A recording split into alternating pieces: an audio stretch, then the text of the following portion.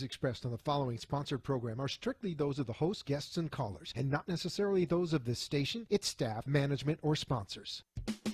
Are you a family caregiver? Are you caregiving for someone who can no longer take care of themselves? Are you overwhelmed? This is Caregiver Solutions Info with Marcia Teal. Marcia will be hosting an hour of true stories and information, tips and updates of the latest research and necessary information in the caregiving field, focusing on you, the family caregiver. An Alzheimer's disease and dementia care expert, Marcia has 15 years of hands-on experience at Arden Courts, a leader in assisted living dementia communities here in the U.S. Marcia covers everything you need to know as a family caregiver, especially if you care for a loved one with Alzheimer's disease or other related dementia or chronic illness. If you have a friend or relative that is also a family caregiver, call them now. They won't want to miss a minute. And let them know they can watch on caregiversolutions.info. And they can listen on WNN 1470 AM in South Florida or nationally on the iHeartRadio app. Now, sit back, relax, and learn from our host, Marcia Teal, as she brings information to you that may just be the caregiving solution you need. Caregiver, meaning that you're caring for someone who can't care for themselves, especially an adult who really is incapacitated, not just physically, but mentally also. And you have probably no idea when this job was given to you, what you were doing. People don't really learn about caregiving. They're thrown into that. They don't understand what they should do, how they should do it. They're very confused. They don't understand like what is expected of them. And so this show, we've been here almost 7 years, and we have wonderful experts on this program that help caregivers to educate them on different aspects of caregiving, things that you might need to know to make your journey a lot better, and also things for the person that you are actually caring for. We talk a lot about the different types of dementia, Alzheimer's, Parkinson's type dementia, dementia that's related to heart attacks and strokes and things like that. So if you are with us, I'm so happy that you're here because we are going to be talking today about something that really needs to be talked about more now that our pandemic situation has opened up a little bit, closed back again because of the new variant, opened up again. I think a lot of people are getting very frustrated with this, and it's very hard, not only for families who might want and need to have a loved one go into a long-term care facility because they're under stress, because they can't do it anymore, but then yet you're worried about the COVID and the consequences of that. Also, I'm sure that if you're a caregiver and already have a loved one in a long-term care facility, you're worried also about what's going on. You can't be there. Should you go? Shouldn't you go? Will they let me? A lot of questions, a lot of things that are up in the air. But today, this guest that I have, you're going to love her. She is an expert in all of this.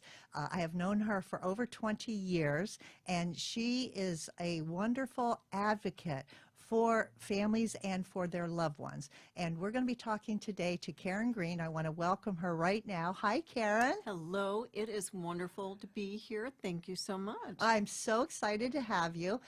Karen is a nurse and a care manager, so we'll call her nurse care manager. That's She's right. also a professional guardian, Yes. and she's also the owner of Hired Hearts, which we're going to talk about a little bit later in the show. So thank you for being here today. It's my pleasure. You have over 20 years experience helping families, being an advocate, not only for families, but for their loved ones, and helping them to understand what is expected, what needs to be done, the should and shouldn'ts of long-term care, all of this. It's all in your wheelhouse. Absolutely. I like to call myself a medical quarterback. How's that?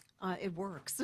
Well, you know, we just We're had out navigating and troubleshooting and calling the plays. Well, we just had Super Bowl. Super Bowl, right? So that's very appropriate. Super Bowl was just this past weekend. Yeah. And so you are an advocate and a caregiver and a quarterback, right? Yes. And so that's a good analogy because you have to kind of call the plays, right? Exactly. I gather the information, I assess the situation, and then we call the play.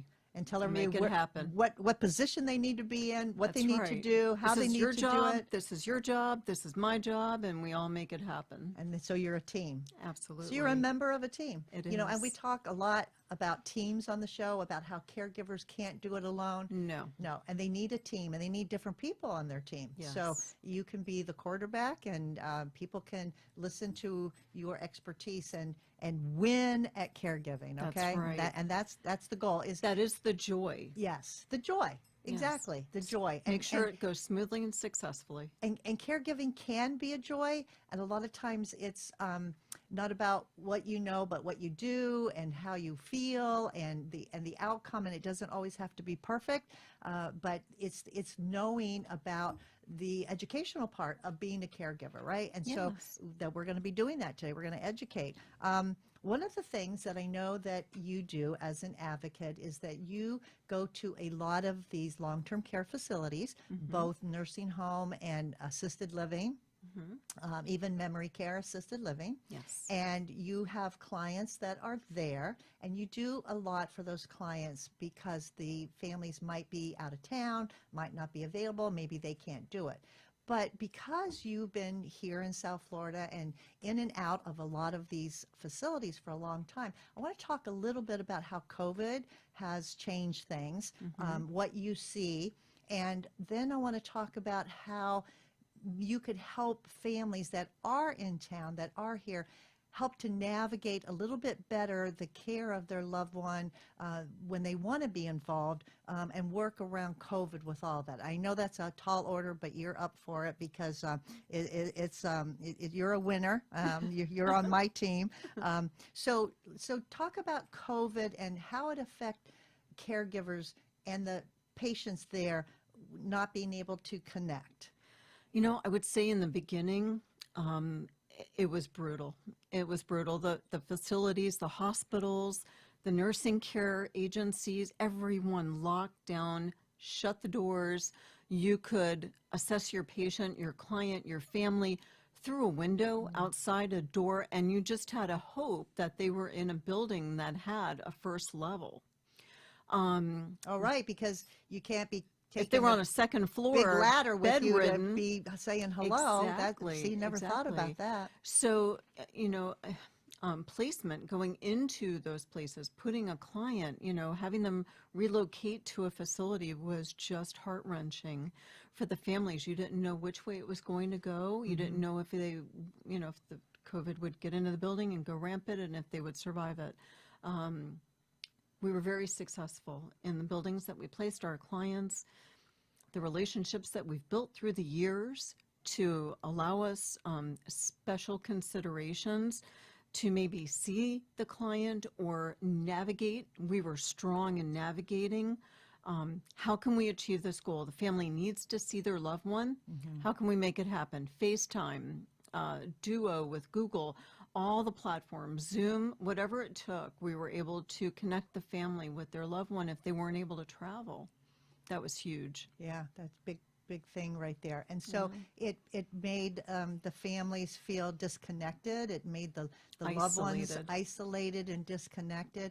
And then things started opening up. Yes. Okay. We're so grateful. And we're so happy about that. They're opening up, still taking precautions. Obviously, a lot of places are still right on top of it, Yes. trying to keep it that way, keep it safe, so that families can continue to visit.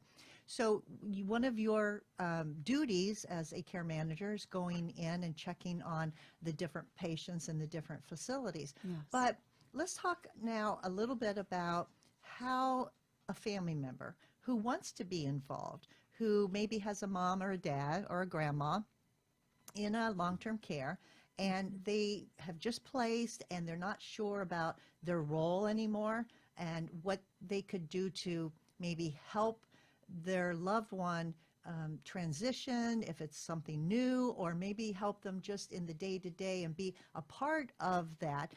Obviously, they're not the one taking the majority of the care because that's the facility, but to be part of it and things that they can do from their point of view to feel good about, hey, I'm on top of this, I helped them, I I'm checking it out, making sure everything's going well. So talk a little bit about that type of situation. You know, I would say that the most important thing is you are the number one advocate for your loved one. Nobody's going to know them the way you know them, and nobody's going to know their moods, their behaviors, their triggers the way you do. And so building that communication and the rapport with the staff is huge, especially nursing. That way you can have that free-flowing conversation, making sure that they know what to expect, what a bad mood looks like, what pain looks like, what, maybe they're more quiet and introverted when they don't feel well, or something's going on. You just get to know them. So you want to share with the staff who are there on a day-to-day basis more about your loved one so they can understand what they're going through and look at signs for maybe distress or how they handle different situations, because they don't know them, right? Exactly. Yeah. Yeah, especially in the beginning. It's really important to try to be an active participant in the beginning to help make that transition as smooth as possible. It's always a difficult transition, more so for the family than it is for the client or for the staff. Explain that. I think guilt and fear and relinquishing control, that's a big one. Yes. Saying, here, I'm going to hand this person who I adore over to someone else to care for them and only have minimal contact where you used to be 24/7. Now you're an hour, 2 hours a day. So, I mean, some people even come every day. But the guilt, navigating all that's just huge. Yeah, very much so. The new resident in the community, I agree, does well, because a lot of times that it's a new environment that is actually more beneficial to them than the environment they came from. And we can talk a little bit about that, because people say, well, it's, people always say, oh, my loved one will go downhill if I put them into a facility, right? And that's, you hear that. They're not going to thrive. And, I've seen the opposite happen so many times. Time and time again. And time and time again, where that person who goes into this new environment has actually elevated and enhanced their quality of life. Correct. And people say, well, how does that happen? So, I mean, you can speak to that. Obviously, you've seen it with some of your clients. Yes. So talk about a perfect environment at home and what that might look like that wouldn't be the best scenario, and then talk about that same person moving into an assisted living and why and how that could be better for them. So, it's more specifically for the person with cognitive impairment, right? I find that many of the clients, their social has diminished.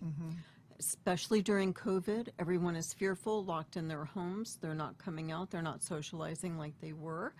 But also, when there's a cognitive impairment, a lot of times the friends drift away, card games end, no more mahjong. They can't remember the hands. They can't remember. It gets frustrating. They're not moving at the same pace. So social becomes a problem. Family, they're not getting invited anymore. They're not getting invited. Yeah. And the biggest issue I find is that the person who is the uninvitee is the person who doesn't want to see it. They're afraid of the mortality. They're afraid to see the decline or think that maybe it will be them next. So it's usually fear-based. Yeah. More than reality. And sometimes if you have a situation where maybe it's a spouse that is diminished in their capacity with memory loss, right? And it might not be a long-term spouse. I've seen a lot of second marriages where they get married, they're not together really a long, long time, and all of a sudden things are changing in one of the spouses, and it's like, gosh, I thought I was going to live my golden years out and we were going to have a wonderful life, and now I have to be a caregiver because he's got Alzheimer's, which nobody can predict, nobody expects. So a lot of that could kind of come out as resentment, couldn't it? It can, yes. And no one knows what's coming. Right. And, you hope that it goes well and that it's all beautiful and golden, and sometimes it's very challenging and and it's it's difficult. challenging not only with the resentment that now they have to be a caregiver to take care of someone, and it's not always that way, but I'm just saying these are just some of the scenarios because Pitfalls, that things are different for everyone, but just Correct. things to be aware of. And they feel sorry for themselves, or they become a martyr, or maybe they're angry. And you have caregivers that are angry at that person because they don't know who they are anymore. They don't remember how to do things. And so there sometimes is a personality conflict between, and the caregiver might yell at that person, and they're like, they don't know what's going on and they feel bad. And so you'd really have a kind of a volatile sometimes situation. Well, I've seen a few things through the years, but sometimes sleepwalking, and sometimes the men who will have nightmares, night terrors, especially if they've been in the service. They'll wake up in the middle of the night and they're battle ready. Yes. So there have been some hallucinations, paranoia. It can get scary, especially if they're up and they're wandering at night and that person doesn't feel like they can sleep peacefully, knowing that they're up moving, and the safety factors that come into play. So it's hard. It's hard to feel rested and ready for the next day when you're not able to rest. Yes, absolutely. And those tears, those night terrors and those Yes, dreams right. of veterans are so real. Yes. A friend of mine got elbowed in her eye because her husband thought he was fighting in Vietnam, and she had to have surgery. I mean, these things happen, and it's pretty scary. Yeah, and they don't know it's you. I Right. mean, it's not personal, but Right. Sometimes bad things happen. But overall, those are very few and far between. It doesn't happen all the time. No, but these are some of the situations that at home that things can happen. A caregiver can get overwhelmed. And that's when it's time to make a transition. Yeah, and then they're like, they don't know what to do. They might be at the end of their rope. And Right. so that's what I want to talk about now. How does a person know that it's time to make that transition from a home setting where they're the caregiver into a community setting where they are allowing other people to care for that loved one? What are the triggers, and how do they know when it's time? I would say that it's usually when they're feeling very overwhelmed and at the end of the rope, so to say. I would say that it probably needed to happen long before then, maybe 6 months at least. But people, sometimes have a hard time with the reality of making that transition. And how often do people say, well, he's not ready yet. She's not ready yet. But you would be amazed at how easy the transition is if you just gave it a chance.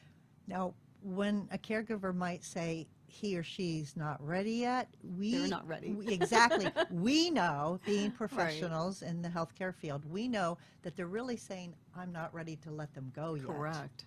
Because if, like you said, if you give them a chance, you'd be surprised of what they can do, Yes. and how they can transition and how it can benefit their life. Benefit, exactly. Between nursing, if you pick the right facility, making sure that you do that's critical, but having the proper activities and stimulation and nursing oversight and supportive staff is huge. Yep, absolutely. So there's a lot that goes into this, and Yes. we've had discussions on prior shows about actually how to pick the appropriate assisted living and things you should look for and things you should do. But now that you help families to make this transition, what are some of the things that you educate your families on about how to make the transition easier, not only for them, but for their loved one? Are there certain tips that you give them and to calm them down or not make them feel so guilty? What do you say to somebody when they're in that situation? It's very difficult. It really depends on the situation. Sometimes people will transition better if the loved one backs off and lets them acclimate to their new environment. But then there's the guilt of abandonment. I can't just leave them. But sometimes that anxiety when you come in to see your loved one, whether you're the husband or the wife or the children, it creates more anxiety for the client, patient. Yeah. And Because they feel that. they see it, they feel it, they know it. and they feed off of you. Correct. Right? It's Absolutely. amazing. I've always said that people that have Alzheimer's dementia, they might not be able to express themselves. They might not be able to say what they need to say. But this is also unscientific. You know, I'm not a doctor or a scientist, but my take on it is that their feelings are more intense. They feel. They might not be able to express. They're or say, very aware. but they're Body very aware. language. And and they feel it. They know. They have a Right. sense of certain knowing, right? Correct. And they know, even if you didn't say anything to them that, oh, tomorrow we're going to move you into a assisted living, they pick up on it. Right. You may not have said a word, but your actions are different, and they just know something's up. They might not know what, but something's up, right? That's right. And so it is a hard thing for family members to do that. And like you said, they're afraid, they have fear, they have guilt, they have a lot of questions, right? So when the person actually gets there, right, and you say goodbye to them, and now they're in the hands of the professionals, your caregiving is really not over. Oh no, it's a new journey. Yes. And people think that because my loved one lives in a long-term care facility, I'm not a caregiver anymore. But they are, right? Absolutely. And explain how they still are. Well, first, you want to make sure that you help that transition as much as possible, staying in communication with the staff and visiting often if it's going well, and knowing when to back off when it's not. But, you know, making sure that you speak to the staff about the things that they enjoy, foods that they enjoy, activities that they enjoy, trying to set the room or the environment to be as nurturing and as comfortable as possible and as familiar as possible. It's a big adjustment. You know, they're mixing and mingling. Sometimes people who are not used to socializing are now in a population with others, and that's difficult as well. So because you're still responsible, ultimately, you might have the durable power of attorney. You might be the healthcare advocate or healthcare surrogate or proxy, right? So you are responsible still to make medical decisions, Correct. make a lot of financial decisions, pay those bills, and you want to make sure that you're overseeing everything that's happening, right? What are some of the other things that if a person has been in a long-term care facility and you want to be involved, right? And you're able to be involved. When you come in and you've talked to the staff, it's not just having that rapport with the staff, right? It's being able to have that communication with them. Correct. And ask certain questions. So what are some of the questions that a caregiver might ask either to nursing or the activity staff that would help them understand how their loved one has transitioned or is transitioning into their new environment? You know, I would start with how are they doing at mealtime? How are they doing with showering? How are they doing with sleeping? Those are the three big factors. And then also most facilities will do a monthly wait to see how that's going, and talking with the staff, you want to check and see how their behavior is. You know, if the medical professionals have been in to see them yet, because doctors do round in facilities. And sometimes they can have a psychiatric component as well, where they need to have that assessment and maybe some medication management, you know, things that weren't done at home that might benefit the client. So you want to stay on top of everything and ask Yes. questions, because Ask a lot the of more questions. questions you ask, the more involved that the staff knows you are. And Yes. it's almost like they're going to, I just think it might be just psychological, but you think that they're paying better attention to your loved one because they see someone is involved, right? They see that Absolutely. people are calling, people are visiting, they're involved. And I know this really alleviates a lot of the concerns from family when they're able to be involved. And It's keeping that communication line open. Absolutely. And the more you're involved, the more they see that, the more they feel like they can communicate with you, the easier that line of communication is. And it just helps all the way around. It gets them, it allows the staff to really get to know your loved one when you communicate on every level. Yeah, You know, the highs, the lows, and in the in-betweens. absolutely. Everybody's very complex. Yes. So that was really good talking about transitioning. We are going to take a quick break, and when we come back, Karen Green with Hired Hearts is going to be talking about how do you know certain things when it's not only just time, but some other situations that you want to be aware of, especially if you don't live near your loved one and they need help. So stay tuned, and we'll be right back.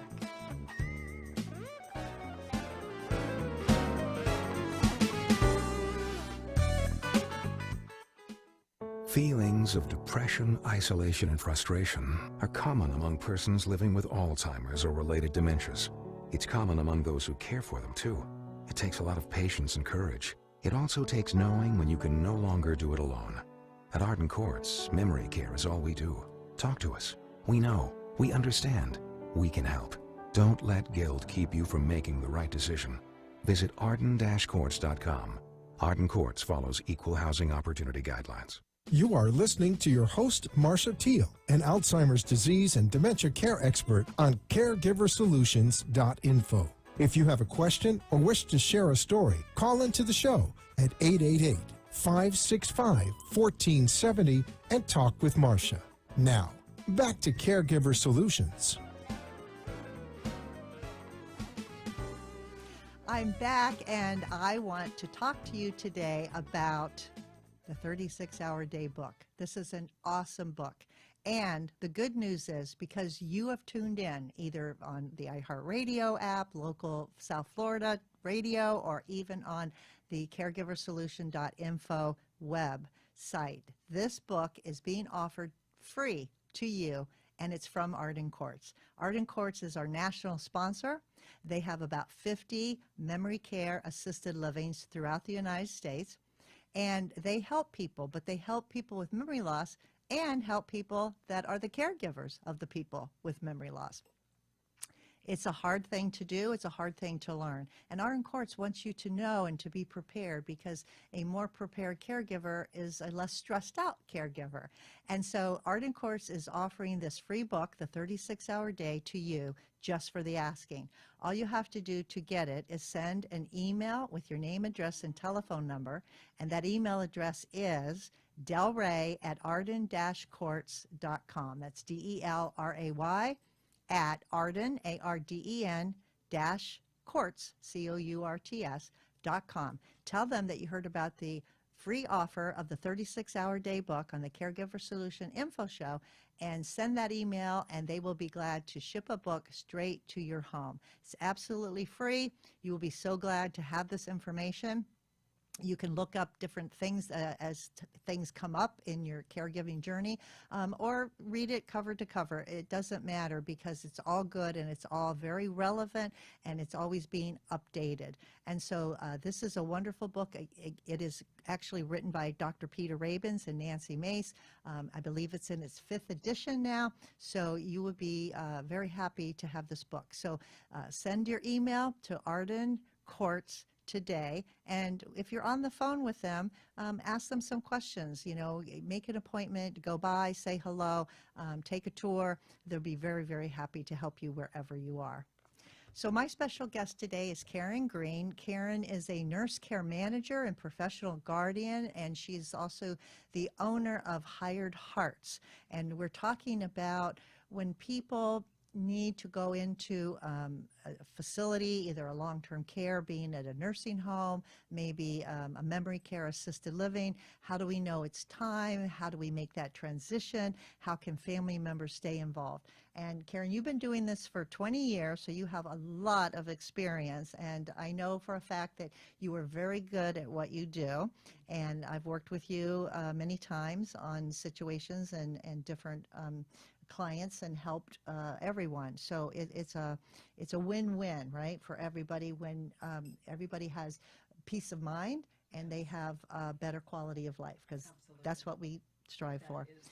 So we've been talking about families and how they can be involved if they're local, helping a loved one transition, how to make that change over. But let's talk about adult children. Many times they're living up north somewhere, and their parents have maybe relocated to Florida and they've retired and they're having a wonderful time, but they're getting older, things are changing, and maybe the adult children only get to come down, once or twice during the year when they get a vacation.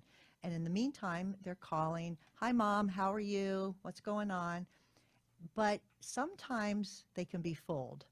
And I want to talk about that. So give us a situation scenario of how an adult child could be fooled talking to their elderly parents in far, far away.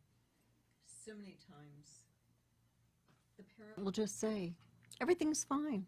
Nothing's wrong.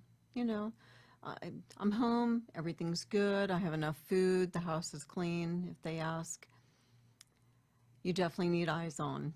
So you're saying that that might not be the case. It might not be. So Probably is not.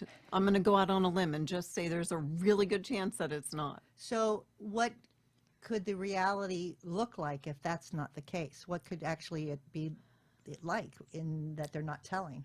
That maybe they're drinking a little too much alcohol. I've stumbled on that quite often. Maybe they're not showering. Maybe they're not grocery shopping and preparing foods. Maybe they're not taking care of their bills, maintaining their household needs, keeping the place clean. If there's any hoarding tendencies. Isolation, depression are huge, and especially during the pandemic.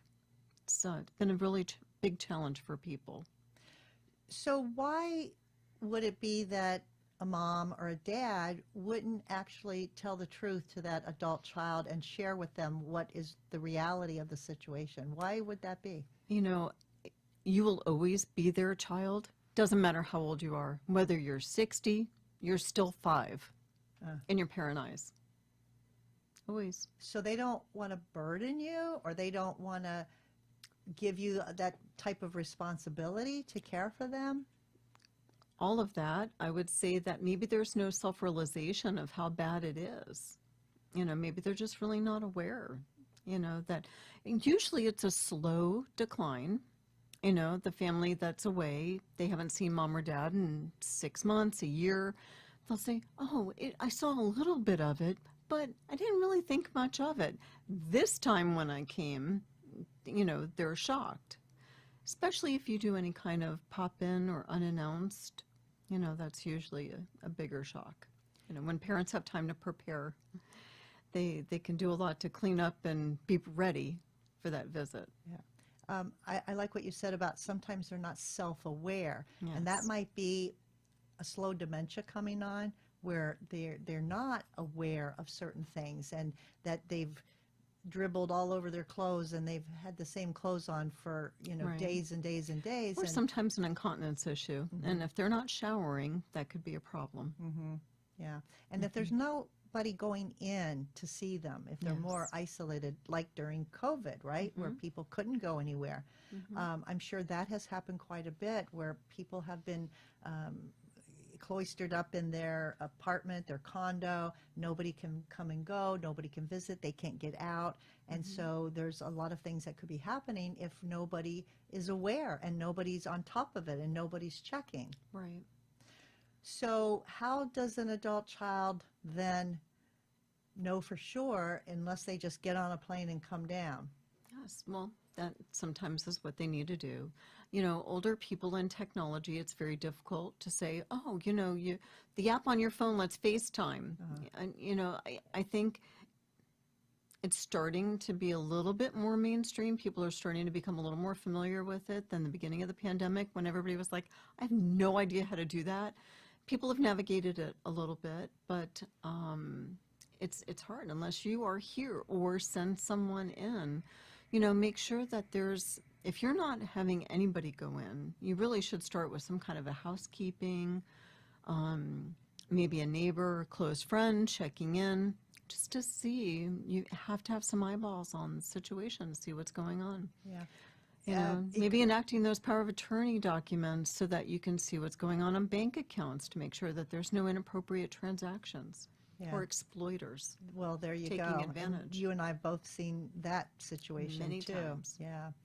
I think that adult children sometimes might even be in denial themselves Yes. because it's hard for them to see their parents getting older and to Yes. picture them as needy and elderly, and it's just they want to believe everything is okay. And I don't even see that as much as the fear of the conversation with the parent. Having to say to mom or dad, I see the decline and I see that you need my help. Let me help you. Yeah, That's a hard conversation for some. it really is bringing that up because a lot of times they're going to get, no, I don't want your help. I don't Right. need your help. It's not I'm usually fine. a discussion. It's Yeah. usually a fight. Yeah, right. It's not your business. I'm Right. fine. Leave me alone. Right. Yeah, it's really hard, and we've seen some really tough situations. Yes. Yeah. Exactly. So let's talk a little bit about too. I mentioned in the first part of the show about sometimes second marriages, and you have a spouse you've married. Maybe you've only been married 10 years, and all of a sudden they're changing on you, and they become hard to handle because maybe dementia has been creeping in slowly but surely, and you're feeling very alone, and this spouse has children from another marriage, you have children from another marriage as the caregiver. What are family dynamics look like in that situation, and how can they go wrong? Oh, they can go very wrong.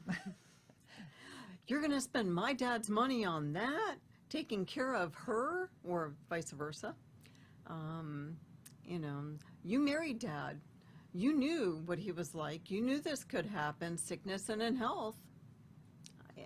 I've seen... Till I've death seen- do us part. Correct. I've seen a lot of different scenarios. No, you need to be the one to take care of dad. Don't spend our inheritance on a caregiver that's going to cost 2 12-hour shifts, maybe $500-600 a day. Yeah. That becomes overwhelming for families. Yeah, and a lot of jealousy there, resentment, Anger, anger, and then fear. and expecting maybe your spouse's children to step up to the plate, right? And you just said, well, hey, you knew what you were getting into, right? I would say it still goes back to communication. Communication is huge. Being able and willing to have those hard conversations, there needs to be one person who can navigate that. Yeah. These are difficult situations, Yes. but there is good news, everybody, because care managers can come to the rescue. And I want to talk about that in a moment, about what a care manager is and what they can do and how it works, because it's so important to have someone on your team who's not involved like Emotionally involved, Right. emotionally involved, right? And I think that is one of the keys, because there's so many emotions when Yes. you're talking about caregiving and who should do what and what's right and what's wrong, and a lot of blame that goes Yes. on in caregiving. It's a hard thing. I mean, the caregivers have enough on their plate just doing the day-to-day activities and helping the person in managing the day-to-day. But now, you've got all these family dynamics that are intruding into this, making you feel bad, making you feel guilty. Yes. Sometimes helping, sometimes, people will step up to the plate and help, but Yes. a lot of times you really have to ask for what you want and Yes. not expect, right? So there are a lot of expectations, and even expectations when someone places a loved one into a memory care. We should talk just a minute here about realistic expectations, because I want to go back to that in a moment now to talk about realistic expectations, right? When someone has a loved one go in, is it always going to be smooth as glass and never going to have any Absolutely not. issues? And why not? There's a settling in time, and sometimes that can be a week, and sometimes it can be 3 months.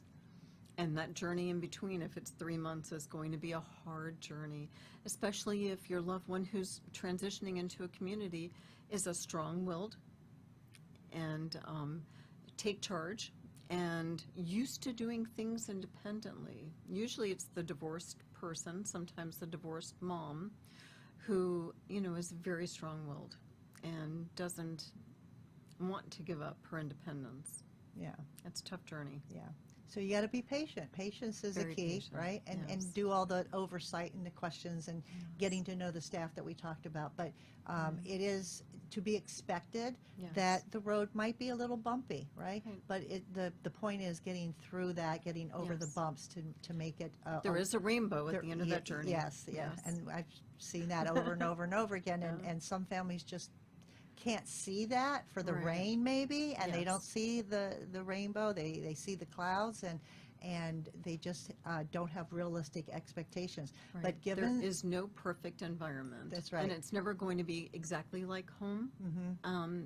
But it will be their home, and trying to be supportive is huge. right, and things will get done, maybe not Yes. the way you did them or the Yes. way you expect them to be done, but they Right. get done. The important things get done, and I think that is just something to be said for people that are afraid. They should at least have realistic expectations, and knowing that with patience and perseverance and letting the person have that time to transition, that I would say 99.9% of them do. Right. Yeah. And asking the staff for assistance, they've done this journey, and it's so new to you, but just asking for the guidance is huge. Yeah, You know. absolutely. Yeah. You got to ask, caregivers. Don't Right. be afraid to ask, right? Yes. We always say it's not just your journey alone. Yes, that's right. Yeah. Yes, People it's a people team. do want to help, and people are out there. You just have to ask. We're going to take a quick break, and we'll be back in just a moment more with Hired Hearts and Karen Green.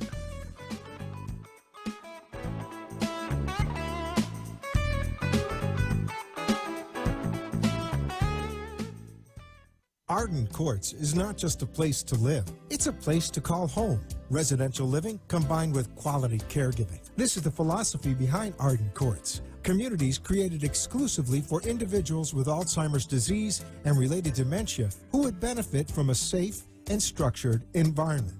For additional information about any of the unique services Arden Courts provides, call 888-478-2410 to locate a community nearest you. Inquire about our educational seminars, resource library, or support groups, or simply feel free to ask questions you may have about Alzheimer's and related dementias. At Arden Courts, we know, we understand, and we can help because memory care is all we do. Remember, call 888-478-2410 for additional information about any of the unique services Arden Courts provides. You are listening to your host, Marcia Teal, an Alzheimer's disease and dementia care expert on caregiversolutions.info. If you have a question or wish to share a story, call into the show at 888-565-1470 and talk with Marcia. Now, back to Caregiver Solutions. Welcome back. My guest today is Karen Green. Karen is the owner of Hired Hearts. She's also a nurse care manager. And Karen, we've been talking about how families can help their loved one in long-term care situations, how they can transition them from home when it's time. A lot of great information that you're sharing with with our audience today. Appreciate that. So let's just go back to basics, because people hear us talking about care manager and being advocates, but what is a care manager? What are the things that a care manager can do, because that's what you are, and how does someone pick one? How do they find a care manager in their area? So care management is, as we discussed earlier, medical quarterbacking, stepping in, doing an assessment, seeing what the need is, and then helping to put a plan together. So there are many different types of people who can do that. I believe that people that can do it effectively are nurses or social workers. They are the most entrenched with the clients. There are some lay people who have taken that journey to be care managers along the way, but my preference would be either the nursing model or the social working model. There are resources. Usually the elder law attorneys that people have worked with would be a great resource. and they're in the community. They're In other words, to get a referral from A them of somebody that referral, they know, right. that they've worked with before. And you can Google, there's many options available online, geriatric care management websites, and, referral based is always, I believe, the best.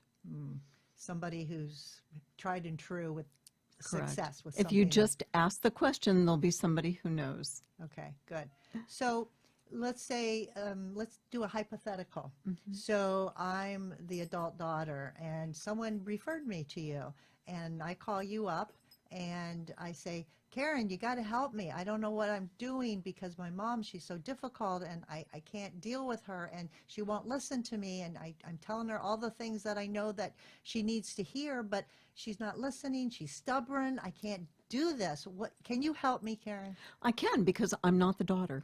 And that helps. That's the That first helps. that's the first point. Exactly. Absolutely. So when I go in and meet with the family, I try to just do it as someone who can identify with them and try to make the situation a little less scary and a little more relaxed and not as threatening. A lot of times people, oh my God, you're going to rip me out of my home and throw me in a place. And sometimes it's just going in, being that independent person and talking. So you're not a threat like maybe a daughter or a son would be seen as a threat. It's a different dynamic because, I'm an independent person. They don't feel like, they have to talk down to me as their child. I can talk to them one-on-one, try to communicate with them, and see what the fear is, alleviate the fear, and then navigate what needs to be done. So in a non-threatening way, see it clearly, just helps.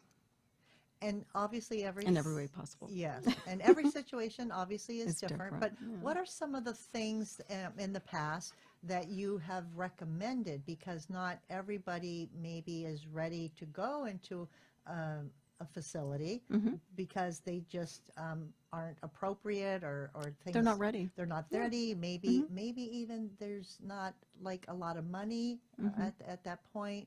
A lot of concerns.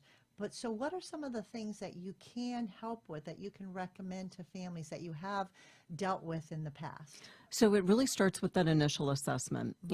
We take the conversation and go through the list of what's going on, what the needs are, and then I go in and do the assessment. So in the assessment, we can see if maybe just putting a caregiver in for a few hours can alleviate the situation. Maybe mom shouldn't be driving anymore. So just navigating what the need is. So when you say you do an assessment, Right. Okay, I know you're a nurse, but are you giving them a physical exam? No. How? Okay, I know that. When I walk in the door, it's a full assessment. I see the way they look, the way they're dressed, the way they communicate, the way the home looks. Sometimes I'll even ask for permission to take a tour of the home, look in the refrigerator, see how they're navigating life. And just talking with them. Are they socializing? Are they eating? Have their habits changed?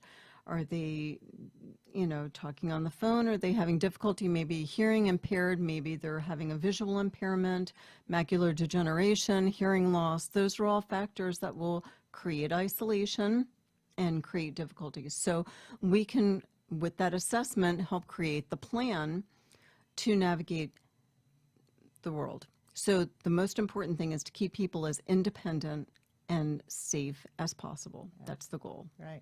So thank you I'm being a little facetious there about giving them the physical, but a lot of people that have never dealt with this before, they need to know what an assessment entails, because you're actually looking not only at the person, but at their home environment. Right. And all aspects And of their it. medications. And their medications. And their medical history. And are they in congestive heart failure and eating all kinds of foods that are going to continue to promote congestive heart failure? So, assessing is at every level. And that's the most important part, to see what the need is. Right. And then- Managing the medical need and keeping people safe and independent is the goal. So some of the things then, if after you do an assessment, you might say, well, I recommend that your mom have some help in the house. So many Right. days a week, so many hours a day. That could be one of your recommendations. Correct. Even to alleviate some of the stressors from the caregiver so that they can go and have a little bit of a social life. And that's a nice balance. Just the few hours a day makes a big difference, or even a few hours a week. Some other things that you might, even as a nurse, make a recommendation would be in the field of the medication. You might recognize that maybe this person is taking some medications that have contraindications to each other that might not be good, and you can get involved with the doctor, right? I had a client once, and I went in and did the assessment, and the wife says, "And I don't understand why he's up all night, and he just won't sleep." Well, she was giving his water pill at nighttime. So he was up all night because he had to go to the bathroom. All night long. Yeah. So, a little tweak of things, and situation is much improved. Yeah. Everybody's happy. Yes. Well, see, that's just something small that you encountered that you were able to correct right there. Correct. And that, I'm sure, helped tremendously. She got better sleep because he wasn't up all night, and she wasn't, having to also be awake and helping him. Exactly. Everybody benefits from sleep. Yeah. More sleep. And let's say that you get called in and there's no legal documents in place, because I'm sure you ask who's your power of attorney or who's this healthcare surrogate. So in that instance, you might recommend that somebody go and set that up with an elder law attorney, correct? Absolutely. There is a point of no return. When there's an impairment and everyone sees it, at some point, the attorneys will not do documents, and you're going to face guardianship at that point, even if you were the child, the family, the one who was supposed to be the person taking care of everything. You need to have your documents in place. Right. Don't assume just because you're the spouse or just because you're the adult child. The bank doesn't care. Right. And the hospitals don't care. And the court doesn't care. The court does not either. care. Yeah, No. exactly. So you can't assume. You got to get those legal documents. You need to be able to advocate for your family. Yeah, and that's what it's all about, advocating. So if someone can't be the advocate, they live too far away, they don't want to be, it's too stressful, they don't... Or they don't know how. And they don't know how. Then that's where a geriatric care manager, such as yourself, can come into the situation and help. Absolutely. So tell us how someone could find you if they're listening today and they like what they hear and they'd like to contact you. How can they do that? So they can reach me directly on my phone, 561-432-7800. That is my business line that's forwarded to me, and I will take it wherever. It's a 24/7 service that we provide, because most crises happen in the middle of the night, never at 2 o'clock in the afternoon. Yeah. So we are available. Okay. And you have a website also? I do, hiredhearts.com. That's easy, hiredhearts.com. I love I am that. the hireable heart. And you have a good heart and a big heart. Thank and you. we just had Valentine's Day yesterday. I know, so it's a special month for happy Hired belated Hearts. Valentine's Day. Thank you, thank you, This thank you. is so And same to appropriate you. that you're here talking about the heart and having a good heart and helping everyone, because people need help. And no matter Yes. what stage of life brings you, people need help. And there are resources out there, so Yeah. please use them, because it's available, and there's no reason to do this alone. That's right. Well, thank you for being here today. It's my pleasure. It was so much fun just to see you again and spend a little bit of time with you, and Same. for all your expertise that you do, and the love and the caring and the advocacy that you provide all of the families and their loved ones. Thank you. Thank you so I much. Appreciate the opportunity. Great. I hope to see you again soon. Absolutely. And thank you all for joining in and watching the show. We're live every Tuesday, 6 to 7 p.m. Eastern Time. I hope you join us again on caregiversolutions.info. That's the website, or you can find us on the iHeartRadio if you'd rather listen under WNN, the call letters. Thank you for being part of the show today. I learned some things. I hope you did too.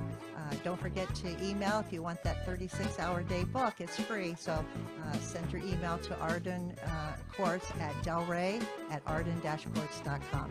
Until next time, stay safe, stay well, and have a good evening. Good night.